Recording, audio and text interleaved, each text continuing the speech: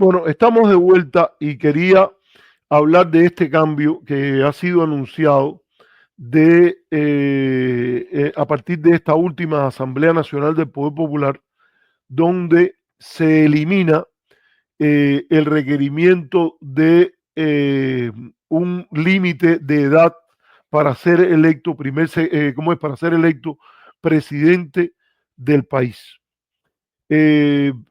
A mí me pareció muy interesante que esto ocurra ahora. Había mucha expectativa en torno a esto, mucha especulación. Mi amigo, porque es mi amigo, yo no lo he podido llamar hoy, y me hubiese gustado, al final dije, ya es muy tarde, seguro que él no puede, pero Roberto Yepe Papastamatiu, graduado del IRRI, él escribe un artículo muy interesante en la revista On Cuba. Yo le recomiendo a las personas que quieran leer lo que fue un análisis informado, valiente, de quién él decía, quiénes son los candidatos para poder suceder a Díaz-Canel, que ya está en su último periodo de presidente de la República. O sea, hay también un articulado que incluso se dice que para cambiarlo sería una especie de artículo de fondo que es necesario someterlo a votación popular para cambiarlo. Creo que una de las variantes o la más probable, esto no me ha quedado todavía bien claro, pero habría que verlo, que es que establece dos límites, dos términos como límite de mandato para la presidencia de la República. Y usando este tema del límite de la edad y de otras características, Roberto Yepe Papastamatiu, él escribe este artículo interesante. Sería bueno si Mendive estuviera por ahí. Mendive está perdido, Mendive nos ha abandonado, vamos a ver si llega, pero o alguien si puede que lo encuentre, busquen en la revista On Cuba y pónganlo.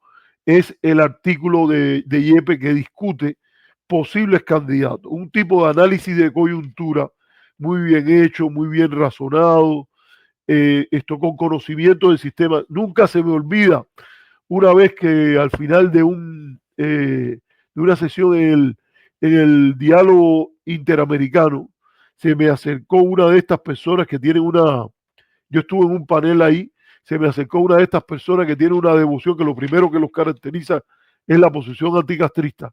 Y entonces me dice varias cosas. Entonces cuando yo le empiezo a decir de varias, le digo, es una persona joven, por cierto, no tan vieja era, pero no voy a decir su nombre para que no crear un problema.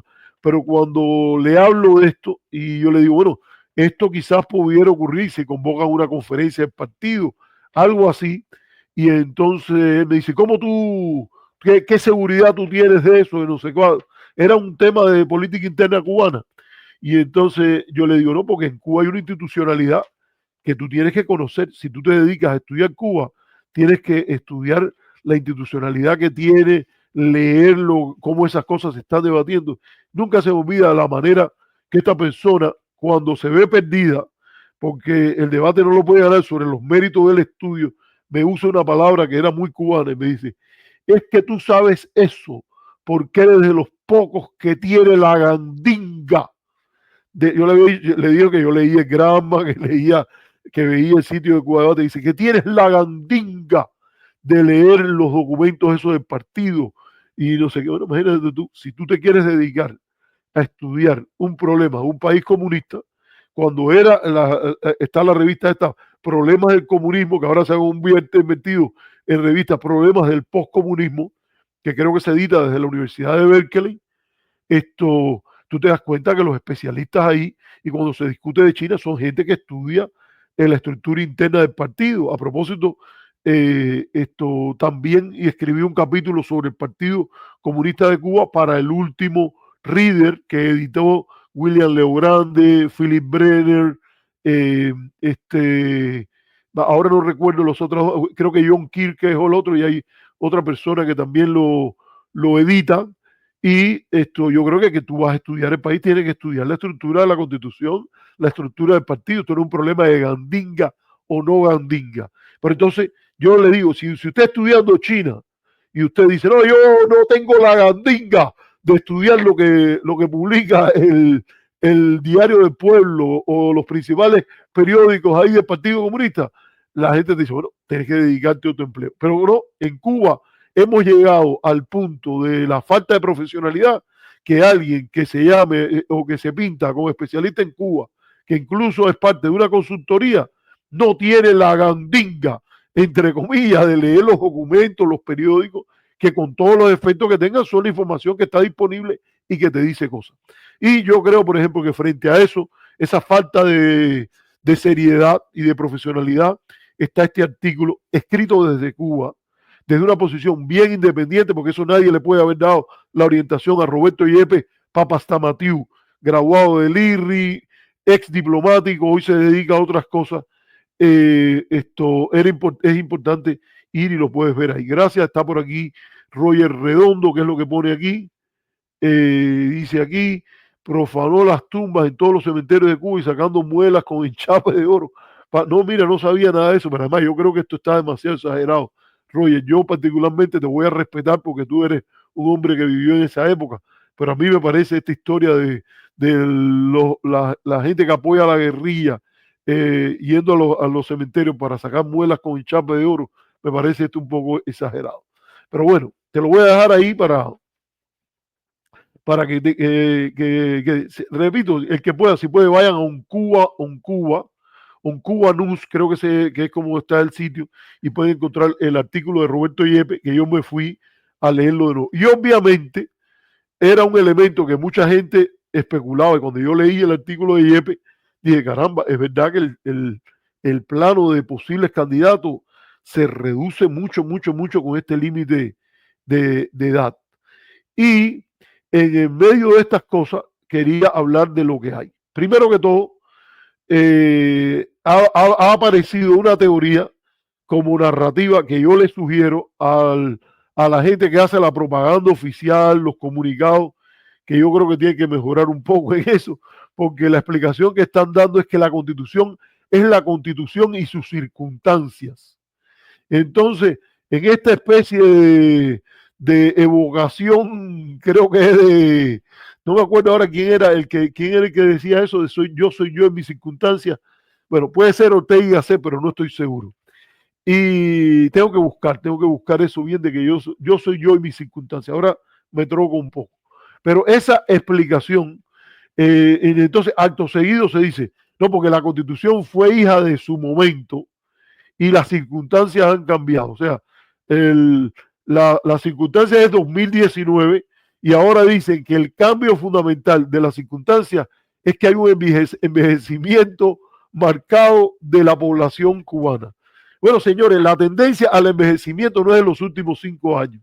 Y la tendencia al envejecimiento a nivel de los líderes y de la cantera de cuadros, por la cual el propio Raúl Castro habló cantidad, de que se trataba de hacer una renovación intergeneracional mucho más pensada y hacia el futuro y de aprender de lo que era y la posposición de la renovación intergeneracional. Yo creo que no, la situación no ha cambiado mucho del 2019 ahora, y es cierto que esto de los límites de edad no fue de lo más popular que se dio en tanto a la elección de los dirigentes. Entonces, a mí me parece que primero que todo hay ese tema. Esos argumentos yo creo que de todas maneras, si no tienes otro mejor, bueno, síguelo usando. pero si tú puedes, yo creo que ponte a pensar un argumento mejor, porque ese es el primero y el más fácil.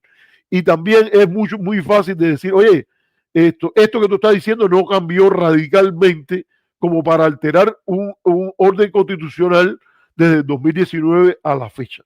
Yo creo que también esto es parte de las dinámicas nuevas que hay. Antes no había esa dinámica. Después de Fidel estaba el que Fidel había designado como su segundo, que era Raúl, y si algo pasaba, esto era per secular seculorum, la dirigencia de Fidel Castro ahí, a partir de su liderazgo carismático, él mismo en cierta medida no cumplió, o la vida lo obligó a cumplir, pero él no tenía, no hay ningún elemento que diga que él estaba pensando cumplir, pero en la famosa entrevista, Un grano de maíz con Tomás Jorge, Fidel Castro había dicho que 80 años eran demasiados para cumplir funciones de Estado. Después de haber dicho esto, que esto justificaría un límite a la alta, nadie debe estar en una función como esta, digamos, siguiendo el legado del líder de la revolución, gracias Mendive, que lo pone aquí. Ahí está el artículo que se llama ¿Quién podrá ser el próximo presidente de Cuba? Y esto es difícil decir que esto apareció en el 2025 y no estaba presente en el 2019. Yo creo que la experiencia de los regímenes de un solo partido, comunista, etcétera, que es de donde empieza esto de los límites de edad, esto es ajeno a la tradición occidental. Eso es en Vietnam y en China, donde se empiezan a adoptar esto de los límites de edad.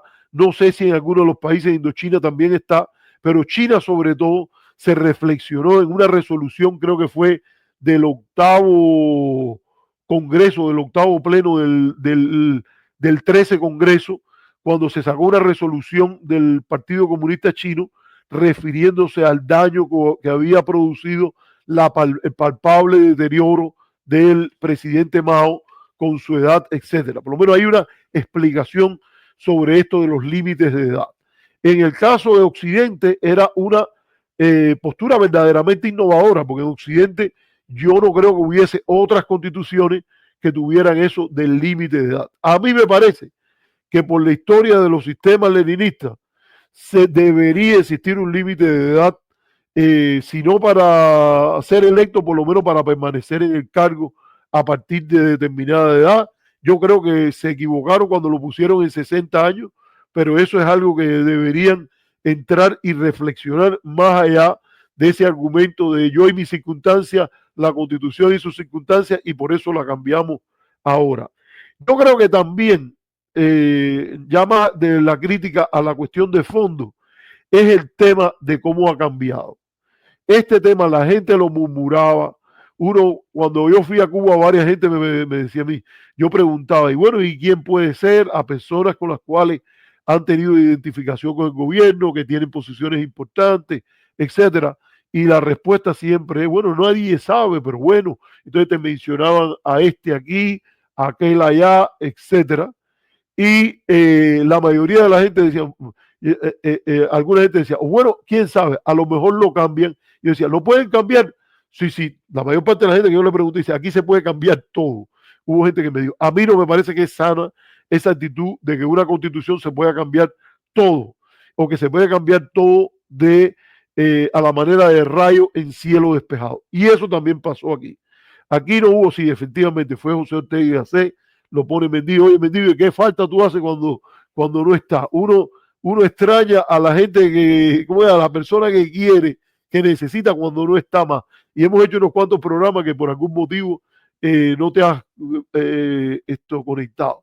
Pero este argumento de yo soy yo y mis circunstancias, o de la constitución es la constitución y sus circunstancias, requeriría, yo creo, algo que lo calce mejor. Déjenme darle ese consejo. A lo mejor ustedes lo están usando porque no tienen nada mejor, pero está cojo, vamos a decirlo así, está cojo, y los cambios, esto específico, la edad de 60 años, yo no sé cómo fue que lo adoptaron, y yo sí entiendo la lógica de la reducción. Me parece que el artículo de Yepes, no estoy diciendo que él sea el único que lo dijo, ni mucho menos, pero es una persona que cubriendo Cuba, desde Cuba, tuvo la valentía, el mérito de escribir este artículo de análisis de coyuntura con el rigor de un buen analista. Aquel que lo primero que hace es enfrentar, estudiar con seriedad el objeto de su análisis. Y en este caso es el relevo presidencial y lo hizo como lo podría hacer cualquiera en cualquier universidad del mundo. Así se llama el artículo. Mendive nos lo ha puesto aquí. Aquí está el sitio, está en un Cuba News.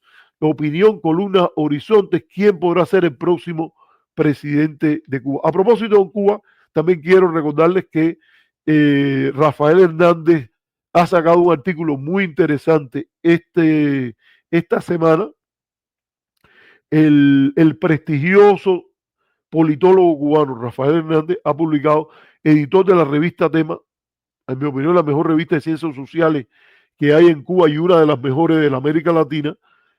Ha sacado un artículo en su sección de Un Cuba en el cual hace un simposio de autores importantes a los cuales me agrega a mí. Fíjense que digo a los autores importantes más este servidor, en el cual él discute a dónde va el mundo desde una perspectiva de la estructura geopolítica del mismo. Pero bueno, este tema lo tenemos aquí, que es se aprueba por la Asamblea Nacional un, un acuerdo por el cual se elimina ese límite de edad máxima para ser electo. Con estas críticas que he hecho aquí, o con esta reflexión, porque más que una crítica, es una reflexión, a mí me parece que es una buena decisión. Ahora, en términos de asuntos constitucionales, es importante el contenido, pero también es importante la forma. Si lo que se quiere trabajar es, yo no estoy seguro en un Estado de Derecho, porque yo creo que en un Estado de Derecho me gusta aquella idea de José Martí, que las leyes tienen que ser tan ampliamente discutidas como universalmente acatadas. Y yo creo que ampliamente discutida implica la posibilidad de proponer ideas alternativas con un diapasón más grande que en Cuba se permite. Pero bueno, con un Estado por derecho, donde la ley juegue su papel, donde la Constitución sea ley de leyes, más allá de cuán democrática fue su discusión, yo creo que es importante también darle su tiempo, crear un estado de opinión, que se pueda registrar otro tipo de cosas, pero un poco a la carrera, a la larga, con un argumento no tan bien fundamentado, porque sobre todo lo que están no es fácil decir, no, mira, en el 2019 nos equivocamos cortando la edad tan corta.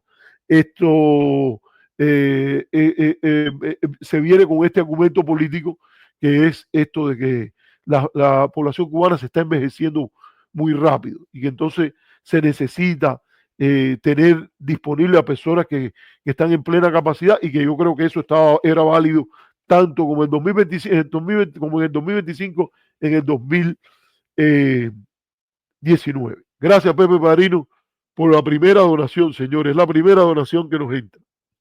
Y entonces, ¿cuál es la otra cosa que yo creo que es importante aquí a mencionar? Que se mantiene el límite de 2 términos.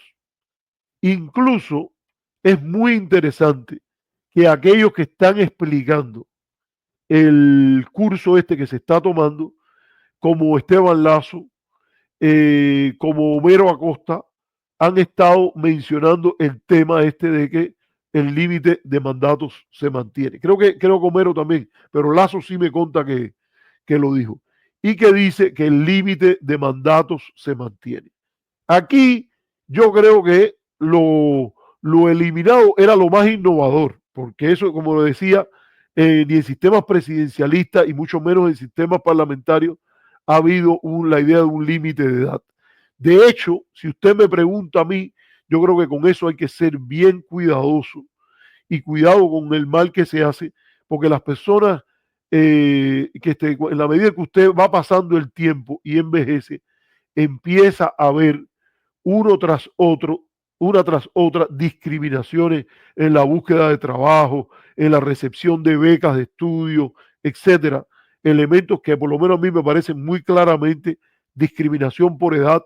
No me refiero a Cuba, me refiero, por ejemplo, en pleno Estados Unidos y otros lugares donde tú te das cuenta que cuando usted ve la historia, el historial, no lo que hiciste 20 años atrás, lo que estás haciendo hoy, digamos, publicando artículos con cierta frecuencia, teniendo impacto en la discusión pública, etcétera. De todas maneras, por ejemplo, cuando cuando uno participa hasta en los comités, un punto que yo trato de hacer siempre cuando yo estoy en un comité de selección de candidatos y todo para trabajos, etcétera, o como soy miembro del consejo asesor de un par de fundaciones, siempre me gusta hacer énfasis que la discusión del tema de edad solo puede tener en el entendido de que, bueno, esta persona que tiene 28 años, tú no le puedes pedir el mismo mérito de esta que tiene 54. Pero el que tiene 54, ¿qué hizo en los últimos 2 años? Tú me dices, no, es que el que tiene 28 publicó o no publicó nada en los últimos 2 años y el que tiene 54 publicó 5 artículos. Bueno, es evidente que aunque aquel tiene mejor pico de oro, luce mejor, tiene más perspectiva, porque tiene más años por vivir, este otro tiene un récord que hay que contarlo.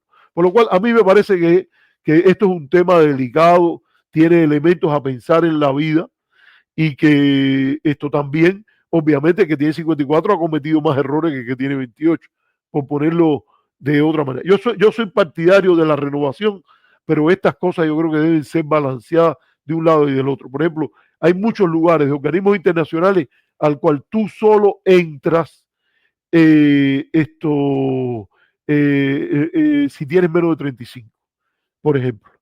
La idea, por ejemplo, hay una película que se llama The Intern, que no sé, creo que sería en español como El Pasante, con Robert De Niro, y es muy interesante el rescate que hace de la vitalidad para trabajar, para buscar un trabajo, para hacer otras cosas de personas que están ya en la tercera edad, en este caso de una persona más allá de los 60, etcétera, etcétera. Entonces yo creo que esto es un tema que habría que plantearse, pero era lo renovador. Y es lógico, por decirlo de alguna manera, con la experiencia de países como China, lo que pasó con Mao, y que se registró en el caso de varios miembros del partido, y que Deng Xiaoping en particular defendió la idea de los límites de edad y los límites de mandato. Se gana, yo creo, en esa explicación que están dando los miembros del gobierno de que la previsión de límites de mandato se mantiene. No es sano tampoco que una persona para la creatividad, eso se dice incluso en teoría de la administración de negocios, etcétera, la permanencia de una persona en puestos directivos de una parte de una corporación, de la corporación toda, de funciones particulares de la política pública, de la misma persona por 20, 30 años. De hecho, a mí me parece que un factor que ha jugado un papel en el deterioro y en la pérdida de oportunidades para hacer reformas a tiempo que han deteriorado la situación cubana actual es que si usted compara el caso cubano con los otros casos de regímenes leninistas, el caso cubano es aquel donde se produjo el ascenso de la generación histórica a edad más temprana y a la vez el caso del régimen en el que los miembros de la generación histórica han gobernado, seleccionado a la cantera de cuadros, manejado el Partido Comunista, etcétera, por más largo tiempo. No hay ninguno, ni el periodo de la revolución bolchevique con la generación histórica que hizo la revolución y la muerte de Stalin en 1953. Saque usted la cuenta, 1917, 18 hasta 1953. ¿Cuánto es? 33 años. Saque usted la cuenta en el caso de Mao y Zhou Enlai, con Deng Xiaoping detrás del trono, pero ya hay la renovación a Hua Guofen que no dura mucho ahí, y entonces ya viene Hu Yaoban, Zhao Ziyan, vamos a ponerlo básicamente, muere Mao en el año 75 y Zhou Enlai, y cuando llegan ellos al poder en el año 49. Quiere decir 37 años. 37, 37 años, 36, 37 años. Vietnam, Ho Chi Minh muere creo que es en el año 69, eso no lo llevan al banco, pero lo pueden buscar. En el caso de la Europa del Este, hay muchas más renovaciones. Rákosi, por Kadar, Gustav Husak, el año 68, previamente había estado, ahora no me acuerdo, creo que era Svoboda el que estaba de presidente, así. Y en el caso de Cuba es el lugar en el tiempo que más se extiende el dominio de la generación carismática, de la generación histórica. Eso yo creo que debería ser objeto de un estudio comparativo sobre las consecuencias de eso. Por lo cual no me incluyan en que los que dicen, repito, que no estoy de acuerdo con límites de edad. Yo creo que el límite de edad, sobre todo en un sistema como el leninista, unipartidista, vaya, es por lo menos una protección contra las peores de las peores consecuencias. No es mi modelo político para que quede claro. Entonces, yo creo que es interesante que esa innovación se siga explorando, que se trabaje mejor. A lo mejor el límite es para ser electo. Hay una persona que pregunta ahí, ¿cómo es que dice? Eh, no, yo no estoy de acuerdo con eso, Gustavo. No estoy de acuerdo con eso. Yo creo que incluso cuando hay elecciones, los límites de mandato han probado ser importantes. Porque la posibilidad de manipulación en un sistema perfecto, diríamos, eh, esto, los límites de mandato no tendrían sentido. Los límites de edad tampoco, ningún límite tendría sentido porque se vota perfectamente, no hay sesgo para ningún partido, etcétera. Pero yo creo que la literatura en ciencias políticas justifica mucho la idea, sobre todo un sistema presidencial, porque un sistema parlamentario generalmente depende de la estructura partidista, etcétera. Pero en un sistema presidencial yo creo que se le da mucho mandato al presidente y como esos sistemas son imperfectos, el límite de mandato por lo menos mitiga el impacto de un mal presidente. Puede ser que reduzca el impacto de un buen presidente, pero yo creo que lo peor siempre es protegerse para el peor escenario en una cosa tan riesgosa como es la persona al frente del gobierno. ¿Tú te imaginas? Ya Reagan, por ejemplo, se estaba quedando, tenía un Alzheimer prolongado y mucha gente no lo entendía, repetía los mismos chistes una y otra vez, etcétera. Entonces, Mao, mira lo que pasó. Te pongo dos ejemplos totalmente distintos. Yo creo que tu pregunta es buena, tu reflexión es buena, pero yo creo que como no se vive en condiciones ideales, esto hay que poner en este caso más candados, más contrapesos al ejercicio del poder omnímodo, etcétera. Y bueno, no es perfecto, entre otras cosas. Bueno, hay una frase de la gran escritora judía norteamericana Cynthia Hossick que dice: el paraíso es solo para aquellos que ya estuvieron allí. Y como los que estamos en estas sociedades no somos santos, hay que hacer un gobierno para hombres. Y yo creo que esa regulación del límite de mandato es importante y la regulación de edad también. Así que esa es mi opinión. Te respeto tu punto de vista, pero como el programa es mío, el que da la opinión soy yo, y estoy consciente que hay la parte, ¿cómo decirte? El upside, el downside de la moneda cuando esto se discute. Entonces, a mí me parece que que se mantiene el límite de mandato es importante. ¿Qué caja de Pandora abre esto?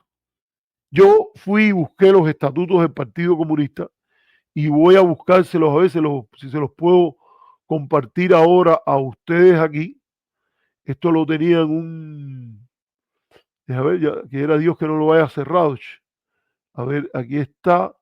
Yo busqué los estatutos del Partido Comunista, porque en Cuba, como ustedes saben, gobierna el Partido Comunista de Cuba, y la pregunta que habría aquí sería, ¿qué pasa si el Partido Comunista también tuviese límite de edad o no? No, no hay límites de edad. En los estatutos del Partido Comunista, aprobados en 2021, no hay ningún límite de edad. O sea, hay aquí, y además hay otra cosa interesante, que en los estatutos no encontré la idea de límite de mandato. Hay el planteamiento ese de Raúl Castro, de que, gracias Raúl, por tu contribución. Raúl es otro de los que a cada rato viene y contribuye con nosotros, aunque siempre también nos subraya de que hay cosas en las que no estoy de acuerdo, profe, pero está bien. Eso al contrario, qué bueno, Raúl, que vengas y participes de nuestro programa y estas cosas. Entonces, fíjense esto que les estoy diciendo aquí. Usted va a los estatutos. Caramba, yo lo había. ¿Será que yo lo cerré? Ay, caramba. A ver, no, está aquí, miren. Está en el capítulo sobre los órganos superiores del partido. Capítulo 6 de los estatutos del Partido Comunista de Cuba. De nuevo, yo estoy seguro que esta persona que me encontré en ¿cómo se llama esto? En Washington aquella vez, que además era de esas personas que en Washington tienen opiniones y dan opiniones aquí y allá. A ver, creo que estaba convirtiéndose, ¿no? No, a ver, ay, caramba, creo que parece que lo cerré. Voy a poner compartir pantalla, estatutos del PCC. Aquí están. Share. Aquí sube, me imagino que ya lo subí, no, no lo he subido. Está esto que es el capítulo 6 de los estatutos del PCC. Yo sé, ¿se acuerdan de ese hombre que le dije? Posiblemente él está diciendo, oye, ¿verdad que tú tienes la gandinga? Bueno, hay que tener la gandinga. Si quieres estudiar esto, tienes que usar la información disponible que tienes. Y entonces está el capítulo 6 que habla del Congreso y los organismos superiores. Entonces ahí se habla de la elección del primer secretario del partido, se habla cómo eso lo decide el Comité Central, se habla de la importante comisión ejecutiva del Buró Político. O sea, la gente dice, no, la estructura del partido llega hasta el Buró Político. Siempre digo, no, recuérdate que el Buró Político tiene su comisión ejecutiva. En última instancia, si hay una junta, la junta sería la comisión ejecutiva. El lugar, digamos, el lugar último de las decisiones políticas no se agota en el Buró Político, habría que ir a la comisión ejecutiva.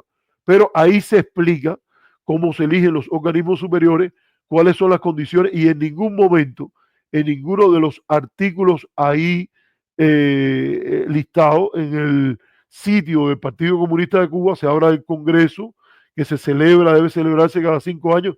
Esto es cierto que también se ha violado, que se puede dar un Congreso extraordinario, una asamblea, que el orden del día para el desarrollo del Congreso es propuesto en un pleno del Comité Central. La idea de la conferencia nacional, la forma que el Buró Político establece la elección de delegados al Congreso, a la conferencia nacional, y que el pleno del Comité Central determina el número de miembros y a quienes son parte del Buró Político y a quienes van desde su seno. O sea, el Buró Político son gente que ya está en el Comité Central y designa al primer secretario, a los demás miembros del Buró Político y a uno de sus integrantes como secretario de organización. Fíjense cuán importante es el departamento de organización, que es algo que yo destaco en el artículo académico que escribí para el Reader que editó William Leogrand y Philip Brenner. Y bueno, ahí está. En ningún lugar de ese capítulo se dice nada de un límite de mandatos o de límite de edad a la elección del primer secretario. Por lo cual, si hubiese un presidente electo de una edad mayor que la que existía antes, nunca en el caso del partido se introdujo esa política. Esto lo quiero decir para esto que se cuente. Entonces, ¿qué posibilidades se abren aquí? Primero, que Miguel Díaz-Canel parece que puede salir electo para un tercer mandato en el partido. Segunda variante, puede ser que no sea presidente, pero que sea primer secretario del partido en ese sentido. Eso hay cosas que han pasado en gran medida en otros países también, donde no ha sido tan fácil manejar una situación como esa, pero hay sin lugar a dudas experiencias buenas y malas de partidos comunistas en el poder, leninismo en el poder, para buscar la comparativa en el cual ha habido un primer secretario del partido y un presidente. Generalmente en esos casos, fíjense cómo en Vietnam Trump y Bush invitaron a la Casa Blanca al primer secretario del partido, porque una cosa era discutir con el presidente y la idea era que en un régimen como esto, el que corta en última instancia el bacalao, como se dice en Cuba, el líder de la Junta sería el primer secretario del Partido Comunista, o el secretario general lo llaman en otros países. Y yo creo que eso es importante a tenerlo en cuenta. En el caso de la Unión Soviética, por ejemplo, hubo periodos en que el primer ministro, el presidente, no era el mismo el primer secretario del Partido Comunista, y hay toda una serie de reflexiones. Y la otra variante que habría es que efectivamente haya un reemplazo, la elección de otro candidato a ser presidente, digo, a ser presidente del país y también primer secretario del partido. Yo creo que habría que ver cómo eso evoluciona en los próximos años. Eso es lo que a mí me parece muy interesante a, a entender. Aquí hay un área que es una incógnita que yo quisiera no dejar de tratar. En medio de la transición que está teniendo lugar, conviene recordar que desde el año 76 y yo diría desde el año 59 en términos de líder del proceso político cubano, Miguel Díaz-Canel es el primer líder, valga la redundancia, y primer líder o líder en el top de la escala de política cubana que es civil. Cuando Urrutia era el presidente y Fidel era el jefe, el comandante del ejército rebelde, Fidel de todas maneras era más importante que Urrutia. Cuando el presidente era Dorticó, yo no estoy diciendo que el primer ministro violentara las funciones presidenciales, etcétera. Pero en última instancia, sí recuerdo lo que me dijiste, Eva, que tenía que haber terminado antes que tú regresaras, pero tengo que incumplir, porque empecé un poquitico tarde, ahora voy a terminar y voy a cortar para irme a reunir contigo, pero empecé un poquitico más tarde. Ahí llegó mi hija Eva, que me está cuestionando por una promesa que le hice, de que cuando ella virara de su patinaje, yo tenía que haber terminado. Entonces, ¿qué le decía? Hay un tema aquí que es importante y yo creo que es que cuál es la naturaleza de la relación civil-militar.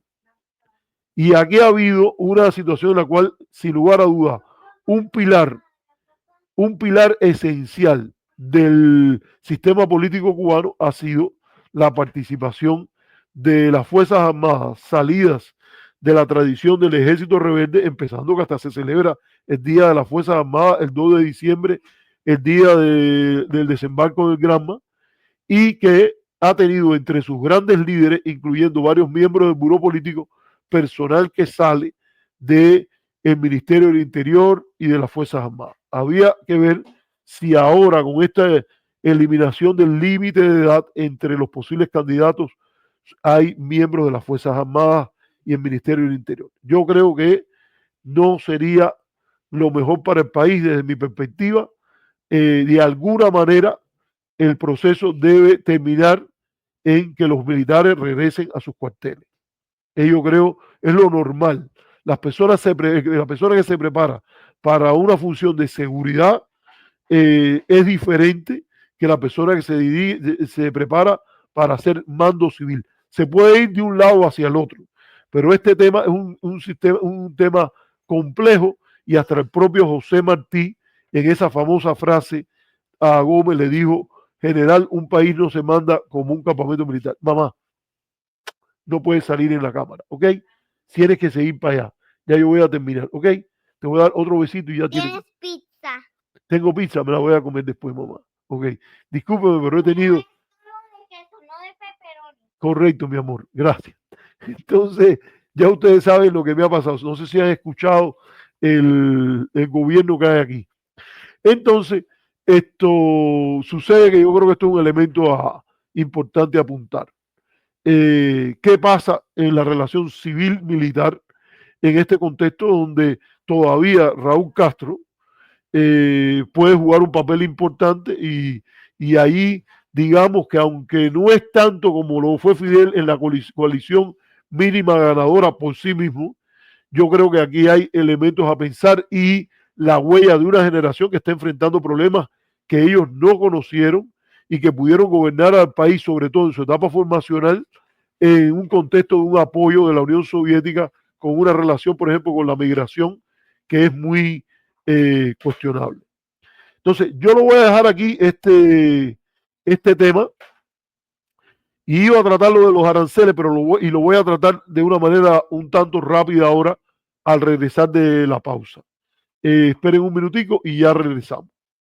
No sé, estoy viendo, voy a ver si hay alguna pregunta importante a este respecto. Yo estoy hablando asumiendo la concepción esa que se llama ceteris paribus, todo lo demás constante. Yo estoy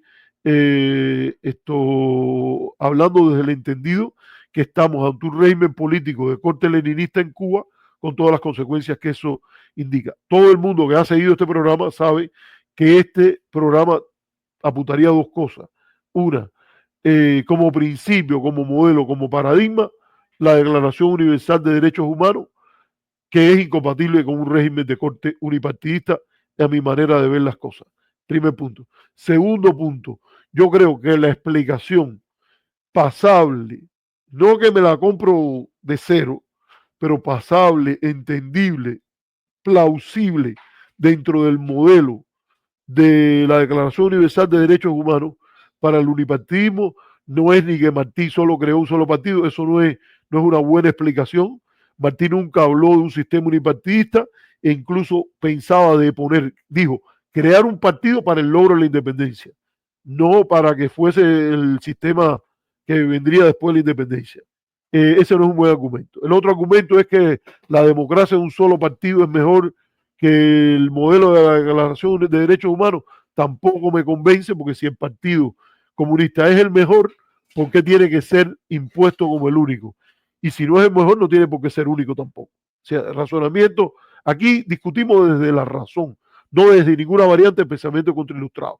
Ahora, dicho eso, no existiendo las condiciones mínimas para tener un ejercicio auténticamente democrático, sometido a una presión externa totalmente injustificada, fuera también del paradigma democrático, para imponer a sus platistas preferidos en Cuba, se entiende que como una condición de emergencia apropiadamente regulada, se pueda derogar o diferir la realización de una elección organizada en la cual partido, que viene de parte, la raíz de la palabra partido es parte, no es todo.